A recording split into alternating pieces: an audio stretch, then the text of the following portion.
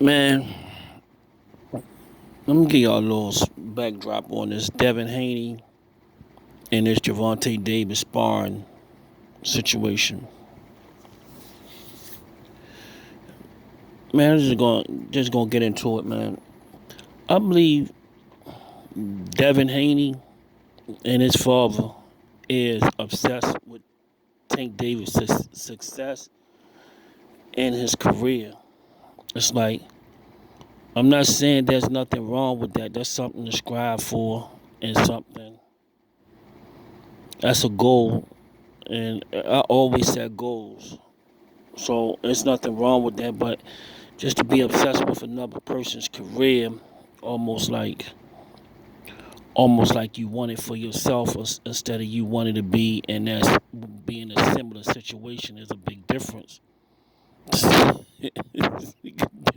Nigga did a backflip in the middle of a combination. But yeah, but I believe Devin and his father is obsessed, and a lot of these fighters is obsessed. The first thing come out their mouth is Tank, is Ryan. Ryan got a task ahead of him, a crazy task ahead of him,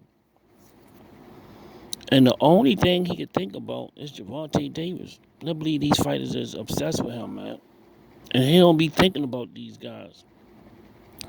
But I'm gonna tell you about Gervonta Davis and Devin Haney sparring match.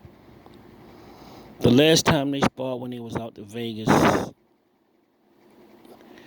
and they was in the doghouse and quit. Tank, they, you can't use that. You Devin Haney can't use that to think he going to beat Gervonta Davis in a fight because Tank was intoxicated that day. Tank was drunk that day. He wasn't himself. He was out hanging with with Adrian Broner, and he was drinking, and that's why he wasn't himself. And that's not no excuse. That's not no excuse. These are the facts. Tank was intoxicated that last time they sparred, and Devin, they good, and they both did good. You notice that's when if Tank would have did so bad that sparring, that's when he got picked up. That's when Mayweather got him. He seen something in him. And Mayweather knew that he was out hanging with Adrian Broner and he was drunk and he was able to fight Devin Haney drunk. That's why he got hit. That's why Floyd picked him up. He already knew him, but he didn't have him, he didn't have him in a stable then. But he already knew Tank way before that. But when he saw him fight Devin Haney drunk, he picked him up and turned and said, man, this kid can be a star, man.